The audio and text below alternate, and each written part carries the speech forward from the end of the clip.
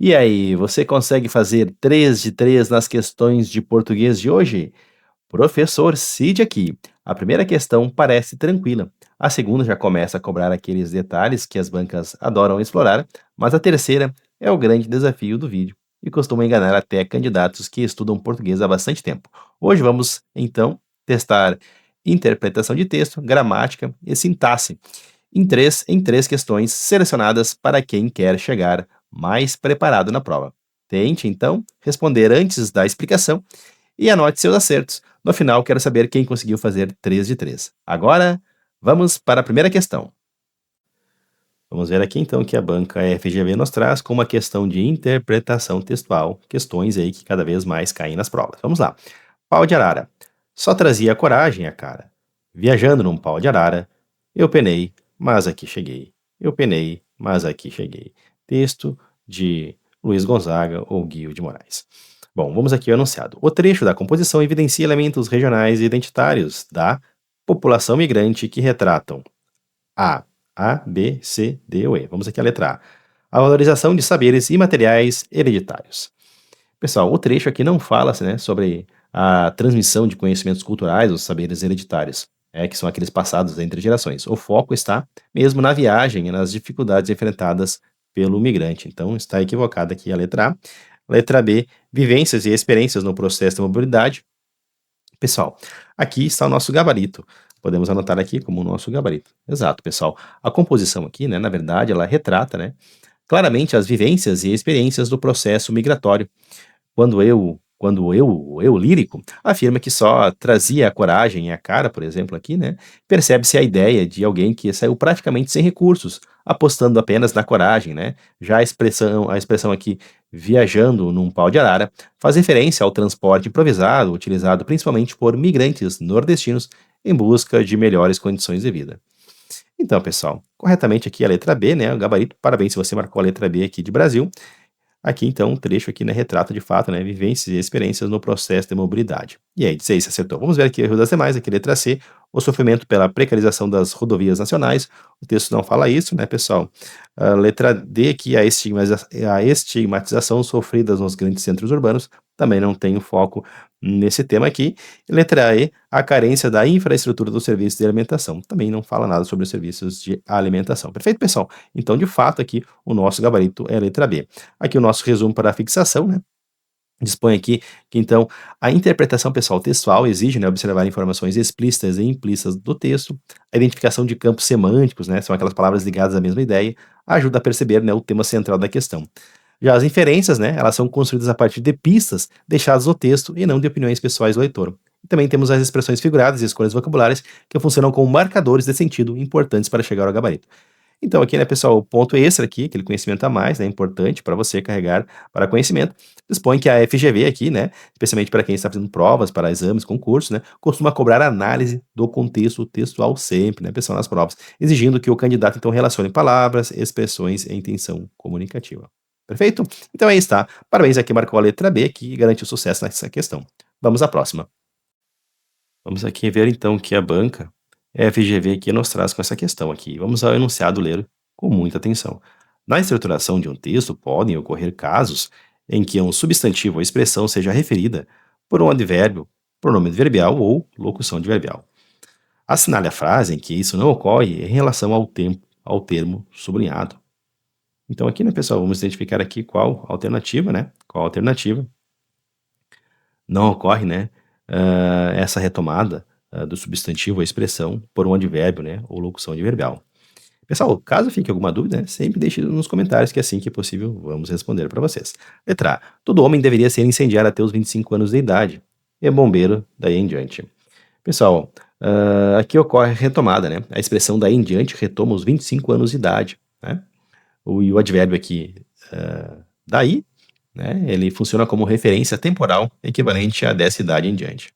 Então, pessoal, como ocorre, né, a substituição, né, do substantivo pelo advérbio, descartamos. Letra B, eu fui para lugares onde a mão do homem aí não chegou. Pessoal, também ocorre retomada, né, o termo aí faz referência a lugares, né, mencionados anteriormente aqui. E a frase, então, utiliza um recurso de retomada espacial. Descartamos a letra B. Vamos à letra C. O mar é só este conselho, sempre avançar, nunca chegar. Pessoal, isso aí marcou a letra D aqui, gabaritou. Letra C de campeão aqui é o nosso gabarito, exatamente. Nessa alternativa aqui, então, não ocorre o fenômeno pedido aqui pela questão, né? A frase apresenta uma explicação do termo conselho por meio de infinitivos avançar e chegar, né? Mas não há advérbio ou locução adverbial retomando o substantivo anterior, perfeito? Bom, vamos ver aqui o erro das demais. Letra D, por que subir ao cume da montanha? Porque ele está lá. Por que subir ao cume da montanha? Porque ele está lá. Pessoal, o advérbio aqui lá, ele retoma, né, o cume da montanha, funcionando como referência espacial. Então, também descartamos aqui a letra D. Vamos à letra E aqui. Outrora os analfabetos eram os que não iam à escola, hoje são os que lá estão. Pessoal, o advérbio aqui, lá, ele retoma a escola. O sentido é os que estão na escola, né? Então, vamos aqui descartar, né, a letra E também, nosso gabarito, de fato, a letra C não há outro, né, pessoal? Aqui então, né, apenas para a fixação, a coesão textual, né, é a ligação entre elementos do texto, o advérbio como lá, aí e daí, né, podem retomar termos anteriores, sim, né? A questão aqui, né, tratar da cobra retomada textual e não apenas aí presença de advérbios, é bom prestar atenção, né, pessoal? Sempre é importante aí, porque vem se caindo bastante com frequência nas provas, né? Nem todo advérbio exerce função de referenciação aqui textual, né, pessoal? É bom também destacar isso. E o nosso ponto extra de hoje é que, né, que o pronome relativo onde normalmente retoma a ideia de lugar, né? Onde normalmente retoma a ideia de lugar. É enquanto, né? O quando, a expressão quando retoma a ideia de tempo. Maravilha, pessoal? Então aí está. Parabéns a quem marcou a letra C aqui e garantiu gabarito nessa questão. Vamos seguir. E aqui chegamos ao momento mais importante do vídeo. Mas antes, se este conteúdo está ajudando na sua preparação, não deixe de se inscrever no canal e de dar like no vídeo, para não perder as próximas questões diárias de português. A ideia aqui é simples, um pouco de revisão todos os dias para chegar mais forte na prova. E agora vamos descobrir se você consegue acertar a questão que costuma derrubar a maioria dos candidatos. E também não deixe de comentar aí o que achou das questões, se tiver alguma dúvida, deixe nos comentários que vamos aí interagir com vocês. Maravilha? Aqui ler com cuidado, então, aqui diz: leia o trecho abaixo. Ao entrar na Avenida Maranhão, Luísa percebeu uma grande quantidade de carnaúbas no canteiro central e o rio Parnaíba à sua direita. O elevado do metrô não estava ali. Deduziu, obviamente. Desceram na Praça da Bandeira, estavam no centro de Teresina. Luísa estava sem palavras. Que coisa nostálgica. Ônibus, pessoas, praça, orelhões, carros, tudo era diferente. Texto atribuído a Ismar Tavares. Aqui então, em relação a esse texto, né, assim diz: no trecho, ônibus, pessoas, praça, orelhões, carros, tudo era diferente. Essa parte final aqui, né?